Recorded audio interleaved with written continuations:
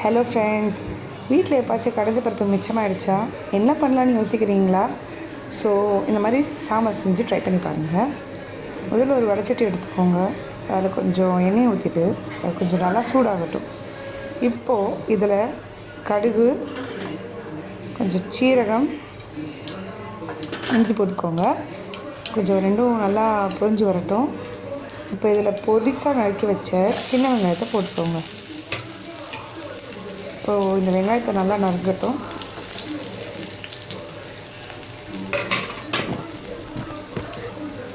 நல்லா வதங்கின வரைக்கும் கிண்டி விட்டுட்டே இருங்க.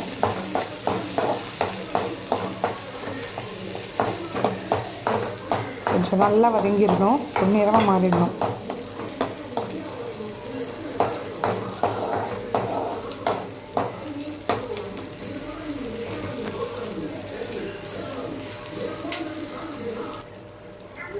இப்போ நல்லா வதங்கி வந்துடுச்சு. இப்போ இதில் பொடிசாக நறுக்கி வச்ச தக்காளி போட்டுக்கோங்க. அதையும் நல்லா வதக்குங்க.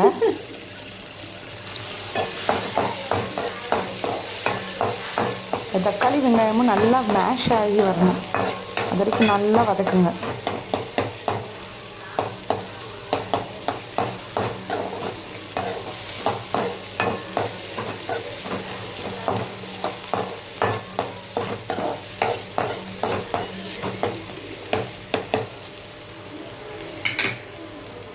இது கூட கொஞ்சம் உப்பு போட்டுக்கோங்க. ஆல்ரெடி பருப்பில் நீங்கள் உப்பு போட்டிருப்பீங்க.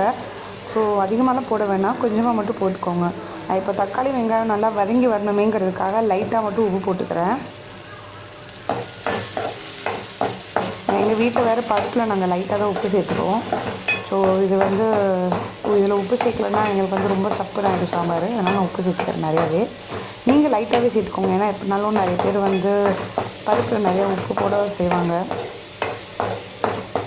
இப்போ இது நல்லா வதங்கி மசிகிற வரைக்கும் நல்லா இது பண்ணுங்கள். கரண்டி வச்சு இப்படி அழுத்தி அமைத்து இது பண்ணுங்கள்.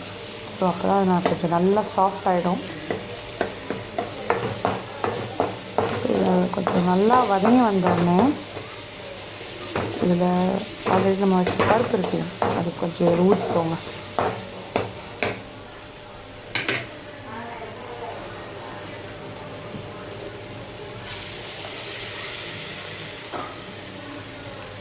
கொஞ்சம் பருப்பில் ஒட்டியிருக்கும். ஸோ சட்டில் கொஞ்சம் தண்ணி ஊற்றி நீங்கள் நல்லா கழுவி ஊற்றிடுங்க. இதை நல்லா கொஞ்சம் நல்லா கலக்கி விடலாம். ஸோ இது கொஞ்சம் நேரம் கொதிக்கட்டும். அப்போ தான் அந்த தக்காளி வெங்காயோட ஃப்ளேவர் இந்த பருப்பு கூட சேர்ந்து மிக்ஸ் ஆகி கொஞ்சம் நல்லா டேஸ்டியாக மாறும்.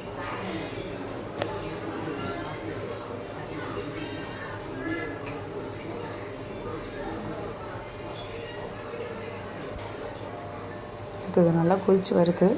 கொதிக்கட்டும். கொஞ்சம் அப்பப்போ கிண்டி விட்டுட்டே இருங்க. ஏன்னா சம்டைம் பருப்போட அடர்த்தினால அது கீழே போய் செட்டில் ஆகிக்கிட்டு அடிப்பிடிக்க சான்ஸ் இருக்குது. ஸோ நீங்கள் அப்பப்போ கிண்டி விட்டுட்டே இருந்தீங்கன்னா அடிப்பிடிக்காமல் கொஞ்சம் நல்லா இதாகும்.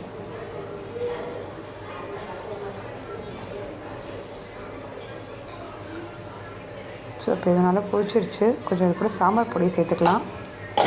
இந்த சாம்பார் பொடியோட ஸ்மெல் போகிற வரைக்கும் ஒரு 2 நிமிஷம் வரைக்கும் கொதிக்கட்டும்.